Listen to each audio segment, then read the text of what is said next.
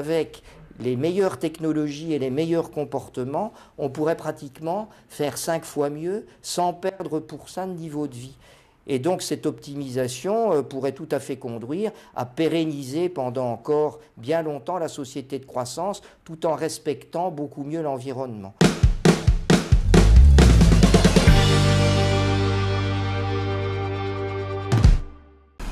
Philippe Charnèse, vous êtes ingénieur des mines et docteur en physique, vous êtes le conseiller pour les questions énergétiques de LR, vous êtes expert en questions énergétiques à l'Institut Sapiens, vous êtes reconnu internationalement et vous venez de signer ce livre « Utopie de la croissance verte, les lois de la thermodynamique sociale ». Alors, première question, la COP26 vient de se terminer vendredi. Quel bilan pouvez-vous tirer de cette longue période de négociations bruyantes médiatiquement? Est-ce un grand pas en avant ou un coup d'épée dans l'eau? Alors je dirais que c'est un coup d'épée dans l'eau comme pratiquement les 25 COP précédentes. Donc c'est-à-dire que ça a été l'habituelle grande messe avec ses rites, ses changements d'orientation, ses manifestations et, comme disait Greta Thunberg, le grand blablabla. Alors le tout est de savoir pourquoi.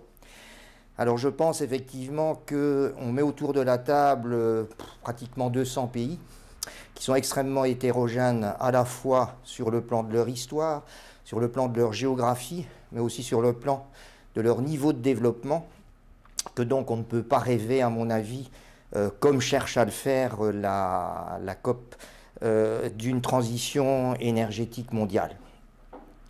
Je pense effectivement qu'une fois de plus, ça s'est caractérisé par ce que j'appelle des agendas inversés, c'est-à-dire qu'on se donne des objectifs à long terme pratiquement inatteignables, hein, c'est les fameux 1,5 degrés, sans se soucier de savoir comment y arriver, quels sont les moyens à la fois financiers et techniques pour y arriver.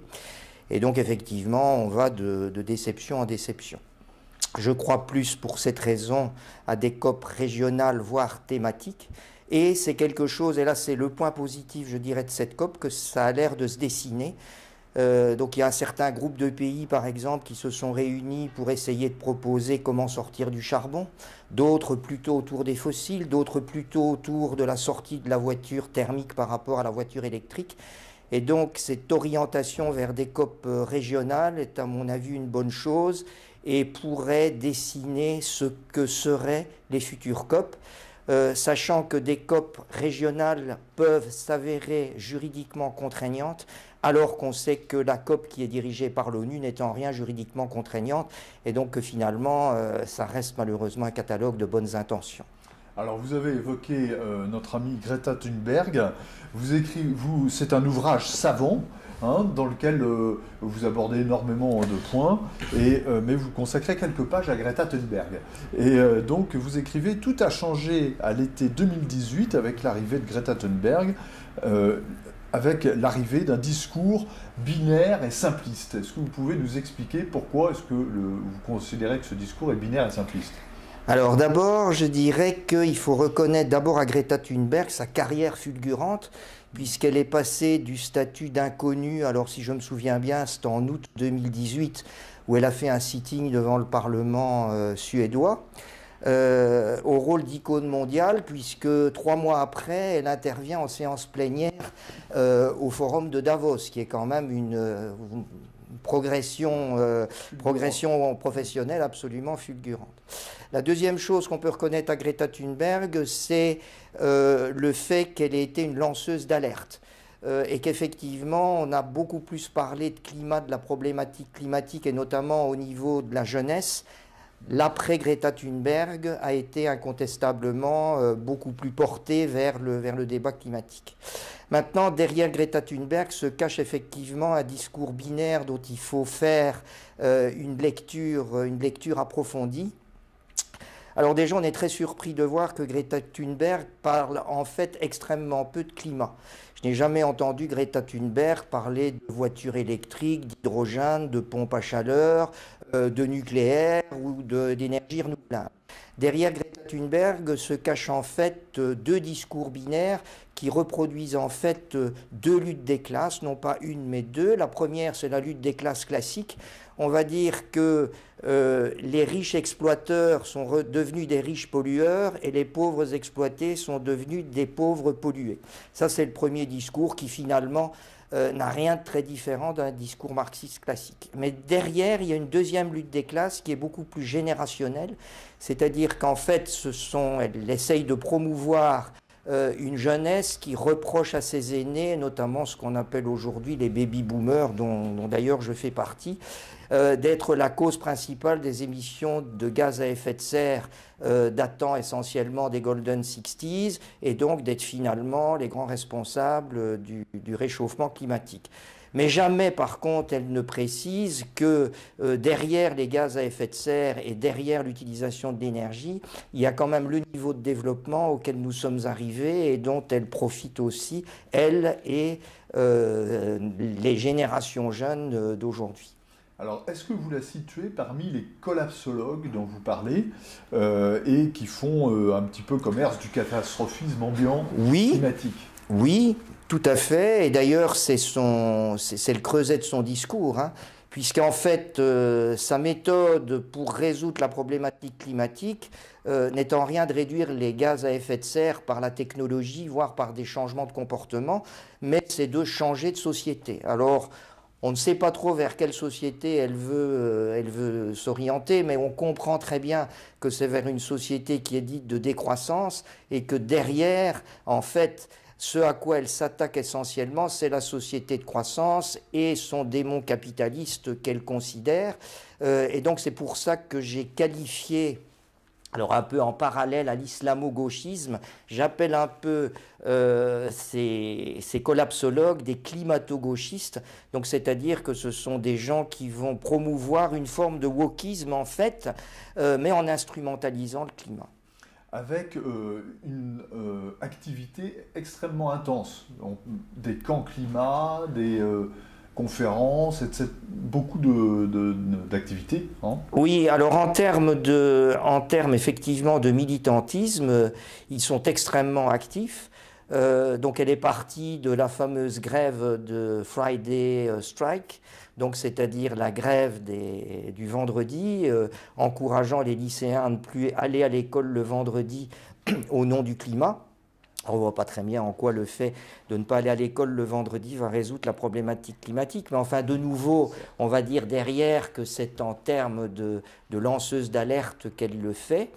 Et ce qu'on va dire, c'est que derrière, il y a énormément d'organisations militantistes qui relèvent essentiellement de l'extrême gauche qui l'ont suivi. Donc je citerai par exemple Youth for Climate, qui est un peu l'association découlant de Greta Thunberg, mais d'autres associations extrêmement, je vais dire, alors je ne vais pas dire qu'elles sont violentes puisqu'elles veulent justement se faire entendre dans la non-violence, mais cela étant de façon quand même extrêmement extrémiste, comme par exemple l'organisation Extinction Rébellion.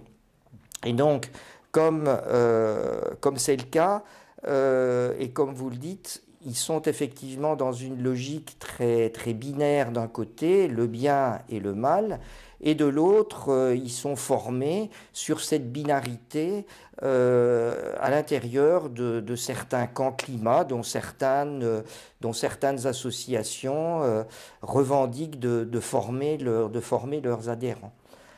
Et ce discours est extrêmement simpliste. D'ailleurs, le discours simpliste n'a pas que l'avantage de la simplicité pour l'extérieur, il a aussi l'avantage de la simplicité pour l'intérieur, puisque former des militants sur, je vais dire, une explication binaire est quelque chose d'extrêmement simpliste et de facile. Aristote d'ailleurs le disait qu'à partir du moment où on apporte une troisième explication, on ouvre le débat. Alors qu'au contraire, avec une version binaire, on est soit du côté du bien, on est bien, soit du côté du mal et on est mal, et il n'y a finalement aucun débat. Absolument. Peut-on renoncer à la croissance, Philippe Chaz? C'est le fond du débat, c'est le fond de votre livre aussi. Qu'est-ce qu'on peut faire, hein? Vous dites qu'il n'y a pas de croissance sans attaque de l'environnement. Alors, effectivement, la société de croissance, et je le démontre, mais on ne va pas rentrer dans les détails, à partir de la thermodynamique, c'est pour ça que le sous-titre s'appelle Les lois de la thermodynamique sociale, c'est de montrer en fait que la société de croissance est ce qu'on appelle une structure dissipative, et donc en fait, elle produit sa richesse en puisant de la richesse dans l'environnement. Parce que si elle ne produit pas de richesse dans l'environnement, elle s'appauvrit naturellement vers un état d'équilibre qui sera la pauvreté absolue, avec perte totale de richesse, mais aussi d'information. Mais ce que je considère aujourd'hui, c'est que notre société de croissance, qui disparaîtra un jour, je le reconnais, comme toutes les structures dissipatives, le Soleil, qui est une structure dissipative, on a encore pour 4 milliards d'années à vivre, et quand il aura brûlé tout son hydrogène, disparaîtra. Et donc ce que je crois, c'est que notre société de croissance a encore de beaux jours devant elle, parce qu'elle est optimisable.